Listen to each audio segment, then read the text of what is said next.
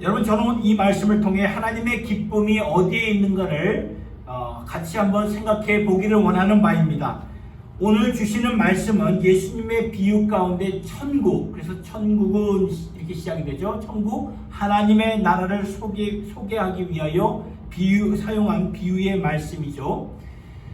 여러분, 천국은 우리가 보통 이 세상에서 삶을 다 살고 이제 이 세상을 떠나서 하나님 나라로 가게 되는 곳을 천국이라고 우리가 이해를 하지요.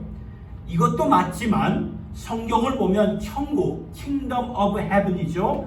우리가 죽은 후에 들어가는 것뿐만 아니라 오늘 우리가 살아가면서 경험할 수 있고 또한 우리의 삶에서 이루어낼 수 있는 하나님의 나라라고 성경은 명확하게 우리에게 증거해 주고 있습니다. 이것이 어디서 가장 확실하게 우리에게 알려주시는 말씀인가 보면은 예수님이 가르쳐 주신 주기도문을 보면은 이렇게 나와 있죠. 하늘에 계신 우리 아버지여, 이름이 거룩히 여김을 받으시오며 나라의 임하옵시며 뜻이 하늘에서 이룬 것 같이 땅에서도 이루어지이다. 영어로 보면 나라의 임하옵시며 Thy kingdom come, 하나님의 나라가 이제 우리의 삶 가운데 이루어지기를 원합니다. 기도를 하는 거죠. 그러면서 이 세상에서 펼쳐진 주님의 나라가 임하여서 하나님의 뜻이 오늘날 이 세상에 펼쳐지는 것처럼 지금 이 땅에서도 우리의 삶 가운데 펼쳐지기를 원합니다. 라고 우리가 기도를 하는 것이죠. 그렇다면 분명 하나님의 나라는 저 말씀을 생각해 볼 때 미래형뿐만 아니라 오늘 현재 우리가 체험하면서 이루어 나가는 것이구나 분명히 알 수 있다는 거예요. 그러한 의미에서 오늘 주시는 본문의 말씀은 굉장한 의미가 담겨져 있습니다. 1절을 보면은 천국은 마치 품꾼을 얻어 포도원에 들어 보내려고 이른 아침에 나간 집주인과 같으니, 이 비유의 내용을 보면 우리가 잘 아는 내용이죠. 포도원의 주인이 아침에 일찍이 나가서 그 오전 6시에 밭에서 일할 사람들을 장터에서 불러가지고 하루 계약을 맺습니다. 하루에 이렇게 일해주면 당신들에게 이만큼 한 데나리온을 지불하겠습니다. 그러면서 일꾼들이 일하게 되지요. 이것이 보통의 일이에요. 이른 아침에 일꾼들을 부르는 것이, 그렇죠? 그런데 이 포도원 주인이 또다시 그 아침 6시가 지나서 3시간 후에 오전 9시에 일꾼들을 찾고자 장터에 가서 일꾼들을 사서 포도원에 보내고 맙니다. 아마 일꾼의 손이 부족해서 그런 것 같아요. 그런데 놀랍게도 3시간 후에 9시니까 정오가 되었죠. 낮 12시가 되었을 때도 또 이 주인이 일할 사람을 찾아서 포도원 안으로 보내는 거예요. 이런 경우 정오까지 일손이 필요해서 일꾼들을 사는 것은 정말 가끔 있는 일이 아닙니까? 그런데 이제부터가 정말 놀라운 일이에요. 정오가 지나 이제 3시간 후인 오후 3시에도 주인이 나가서 일꾼들을 찾았다고 말씀하는데 이런 경우는 없어요. 오후 3시에 일꾼들을 찾으려고 한다면 주인의 입장에서는 조금 더 기다렸다가 다음날 이른 아침에 일꾼을 사서 일하게 하는 것이 포도원을 경영하는 보통 주인들의 상식입니다. 그렇지 않나요?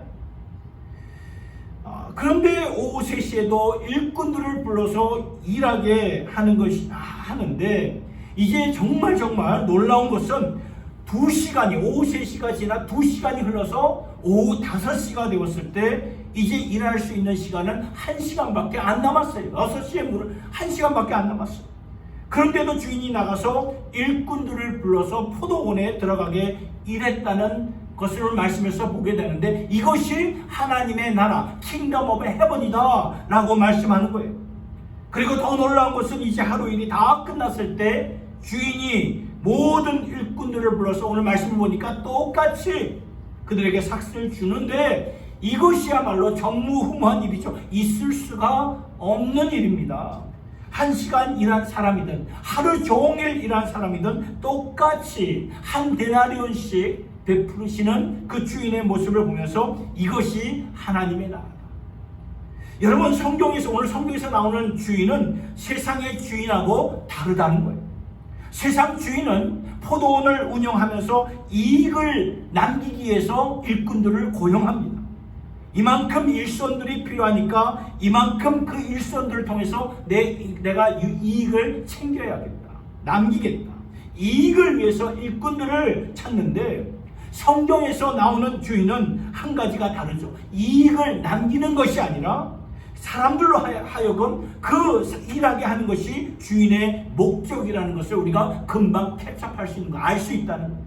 어떻게 했든 간에 일감을 줘서 일하게 만들어야 되겠구나. 일꾼들을 찾아서 일을 맡기려는 그 하나님의 기쁨, 주인의 기쁨을 보게 되는 거예요. 여러분, 포도원 비유는 오늘 하나님께서 세상을 꾸려 나가시는 하나님 나라인데, 그러면 하나님의 기쁨은 어디에 있을까요? 그것은 우리로 하여금 당신의 일들을 감당하게 하시려는데 하나님의 기쁨이 있다는 거예요. 이게 어디서 잘 설명이 되고자 하면은 에베소서 2장 10절의 말씀인데, 같이 한번 읽어보겠습니다. 시작. 우리는 그의 만드신 바라 그리스도 예수 안에서 선한 일을 위하여 지으심을 받은 자니, 이 일은 하나님이 전에 예비하사 우리로 그 가운데서 행하게 하려 하십니다. 여기 말씀을 보니까 하나님께서 우리를 만드셨을 때 처음부터 가지셨던 목적이 있었어요. 그런데 그 목적을 그리스도 안에서 다시 한번 우리에게 새 생명을 주심으로 그 목적을 이루어 가시는데, 그 목적은 바로 우리에게 당신의 선한 일을 맡겨주시려 우리에게 그 일을 주셨다는 거예요. 여러분, 창세기를 보면 하나님이 그 아담과 하와를 창조하셨잖아요. 그렇죠? 그러면서 그들에게 즉시로 일을 맡기셨어요. 창세기 2장 15절의 말씀을 보세요. 여호와 하나님이 그 사람을 이끌어 아담과 하와를 말하는 거예요. 에덴 동산에 두사 그것을 에덴 동산을 다스리며 지키게 하였다. 그러니까 에덴 동산들을 아담과 하와에게 너희들이 주관하고 다스리라, 통치하고 주관하라 하면서 그 청지기의 사역을 주셨다는 거예요. 이처럼 하나님은 감당해야 할 일들을 염두에 두시고 우리를 만드셨다는 거예요. 당신의 형상으로. 다만 우리가 말씀을 보니까 허물과 죄로 죽은 자가 되었기 때문에, 죄로 인해서 하나님을 떠났기 때문에 하나님이 원래 목적하시고 계획하셨던 일을 할 수가 없었어요. 그런데 예수 안에서 다시 새 생명, 뉴 라이프를 주심으로 영적으로 죽은 우리를 다시 살려서 예수 안에서 선한 일을 맡을 수 있는 자들로 만들어 주셨다는 거예요. 이것은 하나님이 전에 예비해서 처음부터 우리를 향해 갖고 계셨던 당신의 목적이었던 거죠. 그러니까 우리가 예수를 믿기 전에는 하나님의 그 선한 일을 하고 싶어도 할 수가 없었어요. 허물과 죄로 죽었던 우리였기 때문에, 하나님의 품에서 떠나 있었기 때문에 하나님의 일을 감당할 수가 없었는데, 이제는 예수 안에서 새 생명이 주어짐으로 말미암아 하나님의 그 선한 사역을 감당할 수 있는 자들이 되었기에, 이것이 바로 하나님의 기쁨이라는 것을 우리가 알 수 있다는 거죠. 하나님의 기쁨, 우리가 하나님의 일을 감당할 때 하나님이 그렇게 기뻐하신다는 것입니다. 저는 집에서 이렇게 자동차 좀 이렇게 간단한 것은 제가 손수 있게 이렇게 고치게 되는데요. 그 중에 이제 자동차 이렇게 브레이크 패드가 참 중요하지 않습니까? 패드를 이렇게 직접 교체를 합니다. 이 딜러나 정비소에 맡기다 보면은 그 패드 교체하는 비용이 꽤 이렇게 크더라고요. 그래서 이렇게 직접 하게 되었는데, 지난번에는 이 큰아이가 자기도 한번 좀 해보겠다는 거예요. 말이 해보겠다는 거지 그냥 어떻게 그 패드를 할 수 있겠습니까?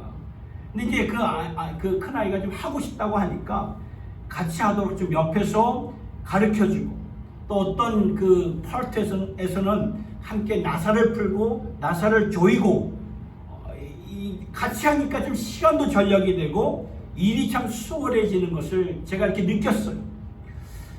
그러면서 제 마음에 아빠가 하는 일을 아들과 나누면서 하는 것은 하니까 이게 굉장한 기쁨이 참 제 마음 안에 이렇게 충만하게 되더라고요. 그러면서 제가 그때 하나님 아버지의 마음을 조금 알게 되었어요. 우리가 하나님의 일을 하게 되면은 망쳐놓을 때가 많거든요. 근데 우리가 안 받으면 하나님이 더 잘하실 텐데, 그런데 하나님은 우리의 사역을 완벽하게 하는 것보다 당신의 일에 동참하는 것에 뜻을 더 두신다는 것을 보게 되었습니다. 여기에 하나님 아버지의 기쁨이 있다는 것입니다. 이것이 오늘 본문에서 우리가 깨닫게 되는 영적 교훈이라는 거죠. 하나님은 당신의 선한 일을 향해서 우리가 그 포도원 안으로 들어가서 일하는 것 자체가 하나님께는 기쁨이요 영광이 되는 거예요. 그러면 이 깨달음과 함께 오늘 주시는 비유의 이 포도원의 비유의 말씀을 통해서 세 가지 구체적인 것을 우리의 마음판에 한번 새겨보았으면 합니다. 첫 번째는 하나님의 기쁨은 하나님 나라에는 우리들이 감당해야 할 일들이 있다는 거예요. 여러분, 세상과 하나님 나라의 차이점은 여기에 있죠. 세상의 포도원은 필요에 따라서 일꾼들을 부릅니다. 그래야 이익을 남기게 되니까요. 그러나 하나님의 나라는 그런가요? 그렇지 않아요. 오늘 말씀의 비유를 보아도 필요한 만큼 일꾼들을 찾으시는 것이 아니라 우선적으로 일꾼들을 찾아가지고 강권적으로 포도원으로 인도를 하는 그 주인의 모습을 보게 되지 않습니까? 왜 그럴까요? 우리 모두에게 할 몫이 있기 때문에, 우리 모두에게 감당할 사역이 주어졌기 때문이라는 거죠. 이것이 하나님의 뜻입니다. 우리 모두에게 할 일이 있다는 거예요. 그렇다면 저와 여러분들이 이런 마음을 가지면 안 된다는 거죠. 나 한 사람쯤이야. 저분들이 있는데, 저분들 더 열심히 하는데 나 한 사람쯤이야. 여러분, 이런 마음은 세상 포도원의 개념이라는 거죠. 나는 해도 안 해도 되고, 이게 세상적으로 보면 맞아요. 맞는 말, 세상적인 개념으로 보면 맞는 말입니다. 해도 되고 안 해도 되고. 그런데 하나님의 관점에서, 하나님의 포도원의 개념은 아니라는 거예요. 내 할 몫이 반드시 있다는 거예요. 하나님이 그것을 마련해 놓으셨다는 거죠. 마태복음 25장을 보면 우리가 잘 아는 말씀 달란트 비유가 나오죠. 거기에 보면 1달란트, 2달란트, 5달란트. 근데 1달란트를 받았던 사람은 이것쯤이야, 1달란트, 이것쯤이야 하면서 그 달란트를 어떻게 했습니까? 땅에 묻어두지 않았습니까? 그리고 나중에 주인이 돌아왔을 때 그 받은 1달란트를 그대로 묻었던 것을 파내가지고 그대로 주인에게 드리니까 주인이 뭐라고 하십니까? 악하고 게으른 종아. 굉장한 꾸지람과 책망을 받지 않습니까?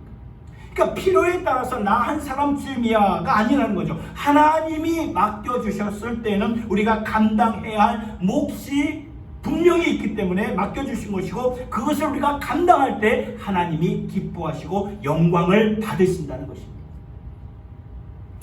오래전 이 첫 사역을 했던 교회에 마이클이라는 청년이 있었어요. 몸은 이렇게 성장을 했는데 지능은 7살에서 그쳤기 때문에 굉장히 이 발달 장애가 심했던 그런 핸디캡 그런 형제였어요. 근데 이 마이클에게는 놀라운 은사가 하나 있었는데 그것은 리듬의 감각이었습니다. 이 리듬의 감각, 이 음악의 그 감각이 굉장히 뛰어났어요. 그래서 찬양 시간이 되면 막 이렇게 몸을 흔들면서 말을 잘 못하니까 더듬게 되지 않을까? 하면서 막 이렇게 그냥 찬양을 불렀는데 굉장히 열정적. 그리고 어느 순간부터는 찬양 시간에 자신이 갖고 있던 이 펜을 갖고 나와가지고 찬양팀과 같이 서서 막 몸을 이렇게 막 흔들면서 이제 찬양을 하는 거예요.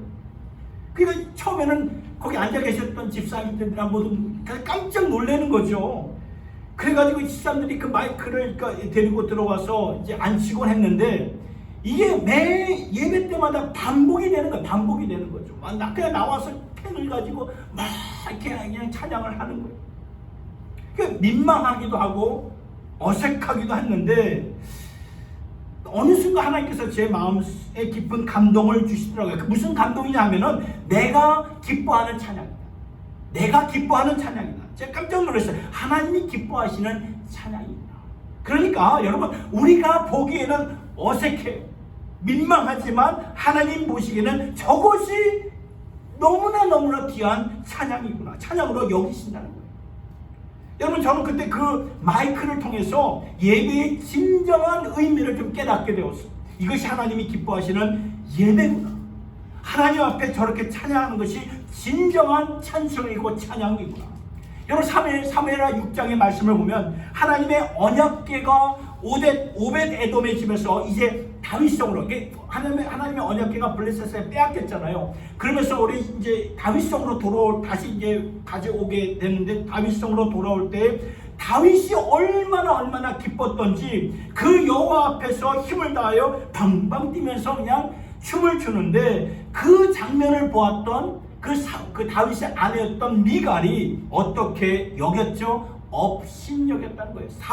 다윗을 업신여겼어요. 왜요? 창피하니까. 왕의 아내로서 창피한 거예요. 왕이면 왕답게 행동해야지, 백성들 앞에서 주책 없이 체면 차리지 않고 이렇게 그냥 방방 뛰니까, 기뻐 뛰니까 보기에 민망한 거죠, 여러분.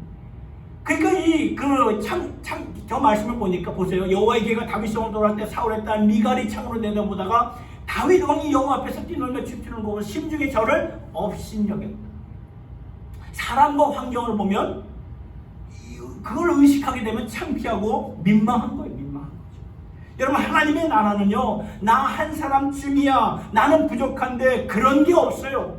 우리 모두에게 각자 주어진 몫이 있고, 우리 모두가 그 자리에서 각자 주어진 몫을 감당할 때에 주님만 바라보면서 일할 때 하나님이 영광을 받으시니까 우리 모두 각자에게 주어진 사명을 충성되게 잘 감당할 수 있기를 예수님의 이름으로 축원합니다. 두 번째, 하나님의 기쁨은 하나님께서는 우리의 사역을 통해 은혜를 부어주신다는 겁니다. 여러분, 오늘 비유를 보면 세상 포도원의 재정 원리와 그 다음에 천국 포도원의 재정 원리를 보게 됩니다. 이게 확실하게 다르다는 것을 분명히 알게 되죠. 세상 포도원의 재정 원리는 뭐죠? 이익입니다. 그러나 천국 하나님 나라의 포도원 재정 원리는 은혜예요. 은혜. 여러분, 그렇다면 은혜가 무엇입니까? 거저 주시고 거저 부어주시는 것이 은혜가 아닙니까? 오늘 말씀을 보면 이 주인의 뜻은 분명하다는 것을 보게 되죠. 주인은 어떻게 하시든지 간에 그들로 일하기 위해서 일이 끝난 다음에 자신이 갖고 있는 그것을 그들에게 다 부어주고자 하는 은혜의 원리를 가지고 포도원을 운영하고 있다는 것을 보게 돼요.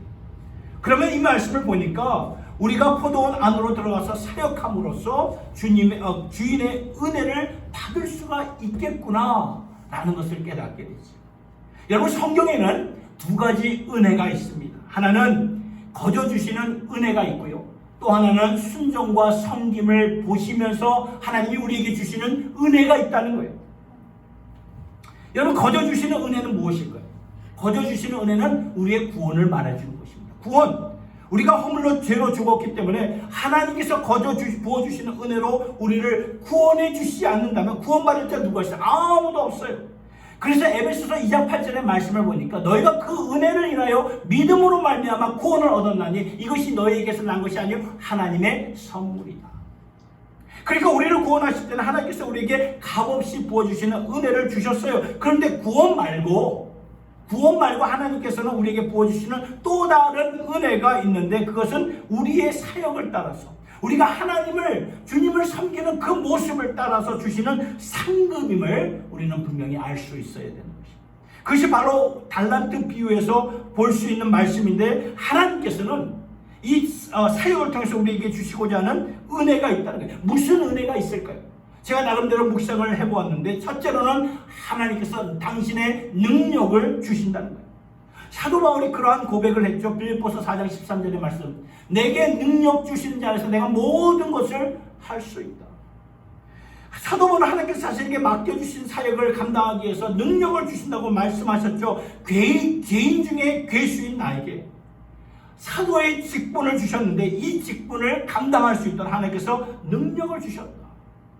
그러니까 감당할 때에 받는 능력이구나 알게 되는 거죠. 주님 나라를 위해서 우리가 사역하며 봉사하며 섬길 때 하나님의 능력을 알게 되는 거예요. 저는 교회를 섬기면서 많은 것을 좀 생각해 보게 됩니다. 교회가 있기 때문에 사역이 가능한 것이구나. 그러면서 저의 부족함을 많이 느껴요. 부족한 제가 어떻게 이러한 일들을 감당할 수 있을까? 참 부족하다. 근데 하나님이 이렇게 불러주셨을 때는 감당할 수 있는 능력을 약속해 주셨기 때문에 감당하게 되는 거예요. 이 자리로 불러주신 주님의 은혜, 내 힘과 의지와 노력으로는 안 돼요. 불가능하고 감당 못합니다. 그런데 하나님께서 감당할 수 있는 힘을 주세요. 내가 너를 불렀다. 내가 너를 지명하여 불렀다. 그러면 내가 이 일들, 나의 일들을 깨끗한 마음을 가지고 사심이 없는 마음을 가지고 감당하면 내가 나의 능력을 너에게 주리라. 여러분, 우리 모두가 하나님의 일을 감당하면서 능력을 체험할 수 있기를 예수님의 이름으로 축원합니다. 여러분, 그 능력을 주시고 또 하나님의 기쁨을 주신다는 거예요. 기쁨. 여러분, 우리가 하나님의 일을 할 때 아무리 몸이 고달프고 힘들어도 기쁨이 있어요. 이 기쁨은 세상에 알 수 없고 줄 수 없는 기쁨, 찾을 수 없는 기쁨으로 섬기게 되는 거죠. 제가 동부에서, 뉴저지에서 사역했을 때 생선 가게를 운영하시는 집사님 네 분이 있어요. 다 뭐 이민의 이런 모든 일들이 얼마나 고달픕니까? 근데 이제 생선 가게를 운영하시는 목사님은 보니까 이제 이 흑인들, 이런 자메이카 사람들을 상대로 이제 그 가게를 운영하는데 이런 새벽부터 어시장에 가서 이제 받아와가지고 하루 종일 튀기는 거예요. 생선을 발라가지고 막 튀기는 거예요. 몸에서 그냥 생선, 기름 냄새며 그냥 막 이 머리를 완전히 쪄들이셔가지고 그런 이제 네 분이 토요일 저녁이 되면은 이 청소 도구를 갖고 오셔가지고 교회당 3층, 지하 1층부터 다 4층을 그냥 내일 주일 예배를 다 이렇게 청소를 하시는 거예요. 저는 그때 전도사였는데요. 교회에서 이제 이렇게 지내면서 뭐 제 생각에 많이 못 가겠지, 기껏 해봐야 한두 달 하시겠지. 저 생각, 짧은 소견으로 그렇게 생각을 했는데 아니더라고요. 제가 이제 그만두고 이쪽 서부로 올 때까지 그 일을 계속 하시는, 토요일마다 나와서 그 청소도구로 와서 그냥 기쁨으로 그냥 찬송을 부르면서 청소를 하시는 그러한 모습을 참 보게 되었습니다. 그러니까 그 열정만, 그걸 볼 때 열정만으로는 감당할 수가 없는 거예요. 그러나 그 안에 하나님의 기쁨이 있으니까 하나님의 기쁨이 강물처럼 막 이렇게 솟아오르니까 그 기쁨으로 그 일들을 감당하시더라고요. 아버지가 목회하실 때 이제 저는 이제 중고등 청소년 시기였는데 정말 헌신적으로 섬기셨던 여자 집사님 한 분이 계셨어요. 그때는 저는 제가 이제 원빈 나이다 되다 보니까 그때는 그런가 보다 이제 그렇게 보통 생각을 했는데, 제가 이제 목회자가 이제 되고 나니까 그 여자 집사님이 열정적으로 헌신적으로 기쁨으로 사역을 감당하신 것이 그때 그러셨구나, 이게 그냥 와닿는 문으로 체험이 되더라고요. 이분의 사진을 최근 이렇게 좀 보게 되었는데 조현병으로 좀 많이 힘들어하세요. 이제 그 모습을 보면서 저분이 저렇게 열심히 하셨는데, 여러분, 하나님의 기쁨은 우리의 힘이 된다는 거죠. 그리고 무슨 은혜를 부어주시는 것일까요? 우리가 사역을 하면 하나님께서는 우리의 상급을 하늘에 쌓아주세요. 우리가 천국에 들어가는 것은 하나님의 사랑과 예수 그리스도의 은혜로 천국에 들어가지만, 그러나 천국에 들어가서 우리가 받을 상급은 같을까요? 아니라는 거예요. 다 달라요. 다 다릅니다. 성경에서 말씀하는 달란트 비유가 바로 그것을 말해주고 있지 않습니까? 그리고 고린도전서 3장 10절의 말씀부터 저 말씀을 보면은 영원히 남을 공적에 대해서 분명히 말씀해주고 있어요. 자, 보세요. 각 사람의 공적이 나타날 터인데 그날이 공적을 밝히니, 이제 마지막 날을 말하는 거죠. 이는 불로 나타낸 그 불이 각 사람의 공적이 어떠한 것을 시험할 것입니다. 만일 누구든지 그 위에 세운 공적이 그대로 있으면 상을 받습니다. 하나님 나라에서 영원히 남을 공적은 우리가 주님을 위한 일꾼이라고 말씀하면서 우리의 공적은 우리의 상급이다. 우리의 공적은 우리의 상급이다. 말씀해주고 있습니다. 사랑하는 성도 여러분, 우리가 주님을 섬기면서 내게 돌아오는 것이 능력도 있고 기쁨도 있지만 영원한 상급이 있다는 것을 우리가 마음판에 새기면서 우리 모두 하늘의 상급을 많이 쌓아둘 수 있는 저와 여러분 모두가 될 수 있기를 예수님의 이름으로 축원합니다. 끝으로 하나님의 기쁨은 우리 모두 사역을 감당할 때 교회는 진정한 교회로 서게 된다는 것입니다. 여러분, 저는 이 말씀을 준비하면서 아까 이제 우리가 찬양 예배 시작 가운데 불렀던 찬양 가사가 참 제 마음속에 이렇게 한 주간 동안 이렇게 메아리를 쳤죠. 우리를 사용하소서라는 이제 찬양인데 그 찬양의 가사를 보면 교회가 교회되게, 예배가 예배되게 우리를 사용하소서. 들어오실 때 이 여기 보시면은 예배가 예배되게. 여러분 교회가 있잖아요. 간판을 붙였다고 해서 교회입니까? 조직체가 있다고 해서 교회입니까? 아니에요. 주님의 임재가 없고 주님의 영광이 없으면 그것은 교회가 아닙니다. 그것은 집단일 뿐이죠. 그런데 반대로 생각해 볼 때 간판이 없고 조직이 이루어지지 않았다고 해서 교회가 아닌가요? 아니죠. 예를 들어서 온라인 북한의 지하교회를 한번 생각해 보시기 바랍니다. 지하교회가 교회입니까? 아닙니까? 간판 없어요. 조직체 없습니다. 교회입니까? 교회가 아닙니까? 교회예요. 진정한 교회입니다. 지하교회는. 왜요? 주님의 임재가 있고 주님의 영광이 있기 때문에 진정한 주님의 교회예요. 그래서 이 찬양의 의미가 참 크죠. 교회가 교회게 되게 우리를 사용하소서. 예배가 예배되게 우리를 사용하소서. 예배의 형식과 순서를 다 이루었다고 해서 예배입니까? 아니라는 거죠.